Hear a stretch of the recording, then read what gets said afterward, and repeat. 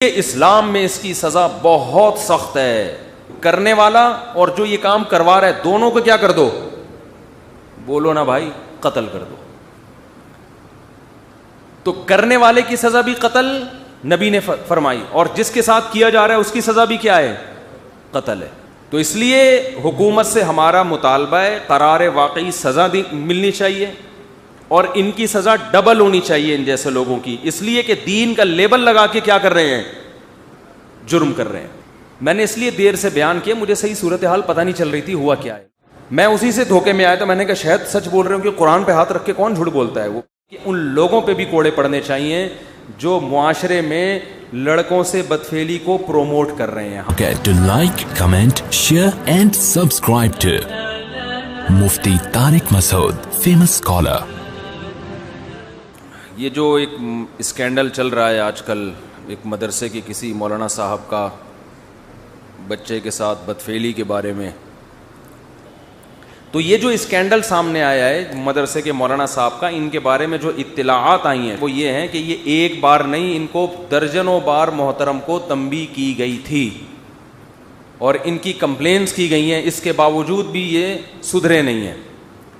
تو ایسی صورت میں شرعی گواہوں کے ساتھ عدالت میں کیس چلنا چاہیے اور عبرتناک سزا ملنی چاہیے.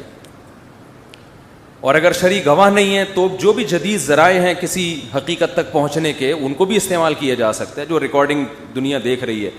لیکن اس میں ایک بات کا ضرور خیال کرنا چاہیے کہ سزا لازمی ملنی چاہیے ایسی صورت میں جب ایک چیز کیا ہو گئی ہے, ساری دنیا کے سامنے ظاہر ہو گئی ہے. اور ظاہر بھی کیوں ہوئی ہے؟ اس لیے ظاہر ہوئی ہے کہ اطلاعات یہ ہیں جو ہمارے جو بھی ذرائع تھے جہاں سے ہم نے معلومات حاصل کرنے کی کوشش کی, کہ ایک بار نہیں, یہ بار بار بار بار تنبیہ کی گئی ہے, بار بار تنبیہ کی گئی ہے, بار بار بتایا گیا ہے. کمپلین تھانے تک میں لوگوں نے جا کے بتایا کہ بھئی یہ صاحب یہ حرکتیں کر رہے ہیں. تو ایسی صورت میں تو بہت پہلے کارروائی ہو جانی چاہیے تھی, کیونکہ یہ جرم آہستہ آہستہ کیا ہوتا ہے؟ پھیلتا ہے. یہ ایک آدمی کا پرسنل مسئلہ نہیں ہے, یہ جہاں اس طرح کے بندے ہوں گے 10 لوگوں کو اس بیماری کے اندر مبتلا کریں گے. لوط علیہ السلام کی قوم میں جو بیماری پھیلی ہے اچانک تھوڑی سب سارے اس طرح کے ہو گئے تھے. پہلے ایک آدمی نے دوسرے کو خراب کیا, دوسرے نے تیسرے کو, تیسرے نے چوتھے کو, ہوتے ہوتے پوری قوم اس جرم کے اندر مبتلا ہو گئی. تو اس لیے اسلام میں اس کی سزا بہت سخت ہے. رسول اللہ صلی اللہ علیہ وسلم نے فرمایا, عبداللہ بن عباس کی حدیث ہے ترمذی کی, نبی صلی اللہ علیہ وسلم نے فرمایا جب تم 2 مردوں کو یہ کام کرتے ہوئے دیکھو تو آپ نے فرمایا فقتلوا الفاعل والمفعول, کرنے والا اور جو یہ کام کروا رہا ہے دونوں کو کیا کر دو؟ بولو نا بھائی, قتل کر دو. تو کرنے والے کی سزا بھی قتل نبی نے فرمائی, اور جس کے ساتھ کیا جا رہا ہے اس کی سزا بھی کیا ہے؟ قتل ہے. یہ نہیں کہ جو کرنے والا ہے وہ تو سزا ہوگی, جو کروانے والا ہے اس کو کوئی سزا نہیں ملے گی, ایسا نہیں ہے, اس کی سزا بھی قتل ہے. تو اور دوسری بات اس میں یہ کہ مدرسے کے مولانا ہے یا غیر مولانا ہے, نبی صلی اللہ علیہ وسلم نے ارشاد فرمایا لو ان فاطمہ بنت محمد سرقت لقطعتها, فرمایا اگر میری بیٹی فاطمہ بنت محمد صلی اللہ علیہ وسلم وہ بھی چوری کرتی تو میں اس کا بھی ہاتھ کاٹ ڈالتا. تو اس لیے حکومت سے ہمارا مطالبہ ہے قرار واقعی سزا ملنی چاہیے اور ان کی سزا ڈبل ہونی چاہیے ان جیسے لوگوں کی, اس لیے کہ دین کا لیبل لگا کے کیا کر رہے ہیں؟ جرم کر رہے ہیں. ایک عام آدمی جرم کرے ایک الگ چیز ہے, اور آپ دین, اور پھر چلو بند کمرے میں کبھی جرم کیا ہوتا, کمپلین ہوتی, شاید اللہ توبہ کی توفیق دے دیتا کہ یار غلط ہو گیا. اول تو یہ بھی بہت بڑا جرم ہے کہ آپ مدرسے میں بیٹھے ہوئے ہو, آپ سے تو ایک دفعہ بھی نہیں ہونا چاہیے.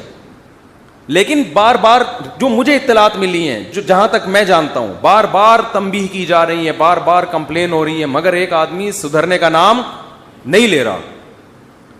تو پھر تو بھائی سزا بنتی ہے, اور ٹھیک ٹھاک سزا بنتی ہے, ڈبل سزا ہونی چاہیے, ایک جرم کی اور ایک آپ دین کا لبادہ اوڑھ کے بیٹھے ہوئے ہیں, آپ کی وجہ سے ہمارا ملک بدنام ہو رہا ہے, دینی مدارس بدنام ہو رہے ہیں, علماء بدنام ہو رہے ہیں. تو سزا بھی ہونی چاہیے, اور ہم یہ سمجھتے ہیں کہ عام لوگوں کی سزا کی نسبت سخت سزا ہونی چاہیے. دوسری بات یہ کہ ان کے ساتھ ساتھ ایک اور طبقے کو سزا ہونی چاہیے جو ان جیسے واقعات کی بیس پہ تمام مدارس کے پیچھے پڑ گئے ہیں. دیکھو میں آپ کو ایک بات سمجھاتا ہوں. یہ واقعہ لاہور میں ہوا اور جنہوں نے کیا وہ لاہوری ہیں.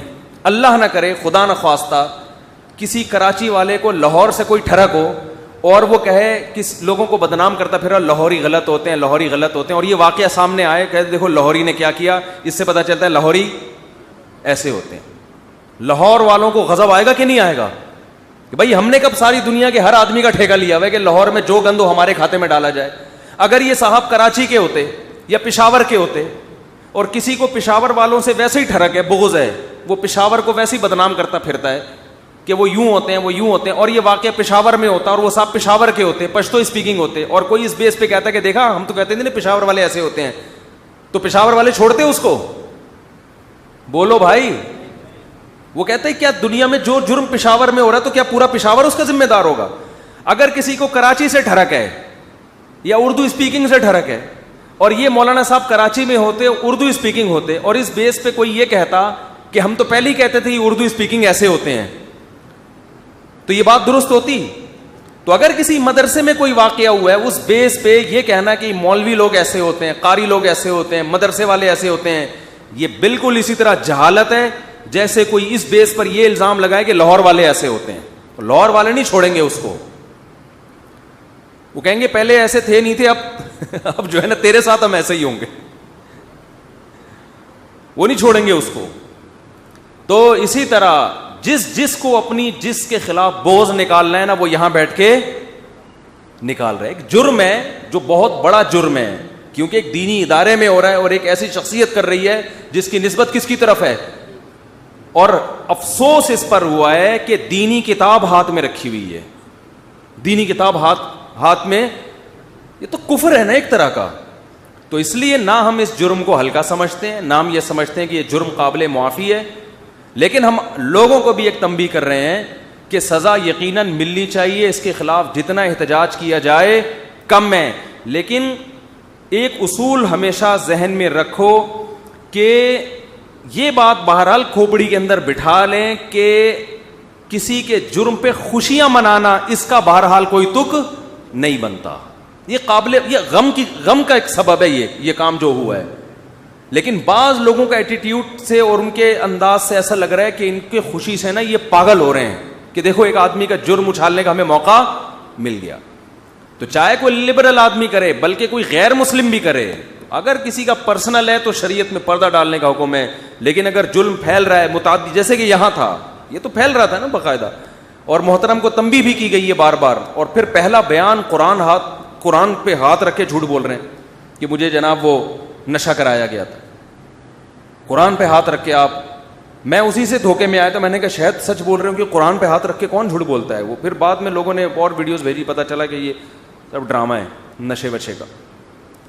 تو اور یہ جو ملک میں یہ انارکی پھیل رہی ہے نا, چاہے وہ ریپ کے واقعات ہو, بچیوں کے ساتھ ریپ کے واقعات, یا وہ جو ہائی وے پہ ہوئے خاتون کے ساتھ واقعہ, ہم بار بار گورنمنٹ سے مطالبہ کریں. دیکھو جرم کہیں بھی ہو سکتا ہے, مدرسے میں بھی ہو سکتا ہے, یونیورسٹی میں بھی ہو سکتا ہے, کالج میں بھی ہو سکتا ہے. آج تک کوئی یہ مطالبہ نہیں کرتا کہ کالجوں کو بند کیا جائے. ہم نے کبھی نہیں کہا کہ یونیورسٹی کو بم سے اڑا دو یا بند کر دو, ہم نے کہا کو ایجوکیشن سسٹم کو بولو ختم کرو. تو جرم کے اسباب پہ غور کرنا چاہیے کہ اسباب کیا ہیں, ان اسباب کو ختم کرنے کی بات کرنی چاہیے.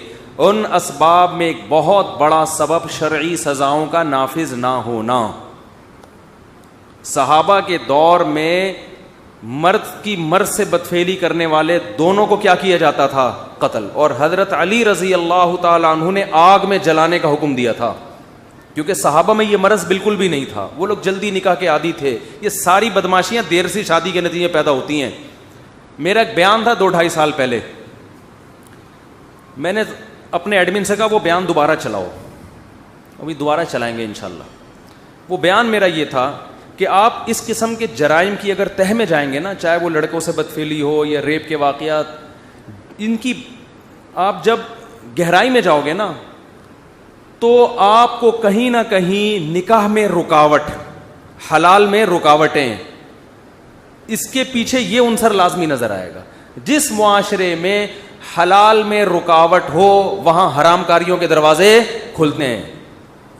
اور نیچر سے بغاوت کی سزا بہت سخت ملتی ہے. نیچر نہ کسی کی داڑھی کو دیکھتی ہے نہ کسی کی پگڑی کو, یہ ذہن میں رکھو. ہماری سب سے بڑی بھول یہ ہے, ہم یہ سمجھتے ہیں کہ جس آدمی نے پگڑی پہن لی, داڑھی رکھ لی, اب اس میں شہوت ختم ہو گئی. یہ ناممکن ہے. یہ روٹی کی طرح ہے, بھوک لگے گی آپ روٹی کھاؤ گے, حلال کا انتظام نہیں ہوگا تو بہت پرہیزگار لوگ تو بچا لیں گے اپنے آپ کو.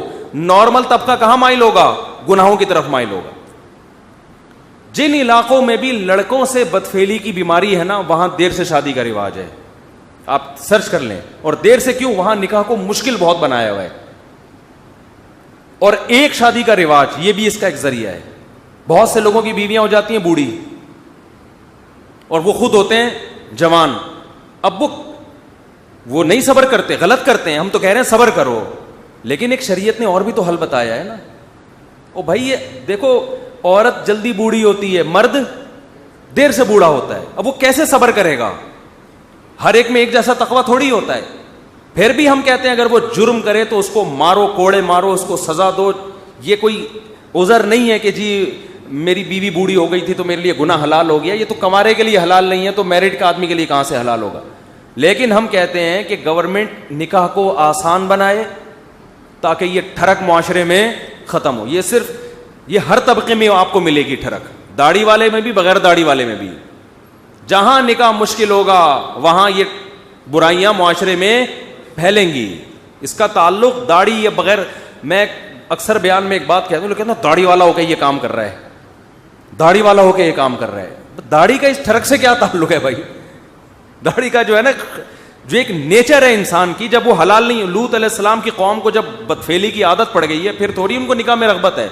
تو جن کو لڑکوں سے بدفعلی کی ایک دفعہ عادت پڑ جائے پھر ان کو نکاح میں رغبت نہیں رہتی. تو اس عادت سے پہلے ضروری ہوتا ہے کہ اس کمبخت کو لائن پہ لگا دو. آپ اس عادت پڑنے سے پہلے اس کو آپ ٹھکانے لگا دو, یہ انسان کا بچہ بن کے زندگی گزارے گا. لیکن ہمارے معاشرے میں اس کی فکر نہیں کی جاتی, بگڑ جاتے ہیں. کتنی عورتیں, جب تو میں فون سننا چھوڑ دیے, بہت کم سنتا ہوں, جو اپنے میاں کے بارے میں بتاتی ہیں کہ ہمارا میاں لڑکوں میں دلچسپی لیتے ہیں, ہم کیا کریں. اب ہم ان عورتوں کو اگر طلاق کا مشورہ دیں تو کہاں جائیں گی؟ کوئی طلاق یافتہ سے کوئی شادی نہیں کرتا. ایسے وہ میاں برداشت کر رہی ہیں اپنا کہ یار نان نفقہ تو مل رہا ہے یہاں سے ہمیں. تو جہاں معاشرے میں فطرت سے بغاوت ہوگی, اگر مدرسے میں بغاوت ہو رہی ہے تو مدرسے میں جرم پھیلے گا, یونیورسٹی میں ہو رہی ہے تو یونیورسٹی میں جرائم پھیلیں گے. اس کا تعلق داڑھی ٹوپی پگڑی سے نہیں ہے.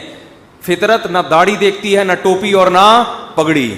دیکھو عیسائی پادریوں نے کیا کیا ہے, انہوں نے کہا ہم دین کی خدمت کریں گے. عیسائی پادریوں میں جو رہبانیت آئی نا کہ ہم دین کی خدمت, اور خدمت کے چکر میں شادی وادی انہوں نے چھوڑ دی. آپ جائیں, میں نے عیسائی ایریاز میں سروے کیا, میں ہوائی فائرنگ نہیں کر رہا, عیسائی علاقوں میں گیا ہوں, ان سے میں نے پوچھا پادری صاحب کہاں ہیں؟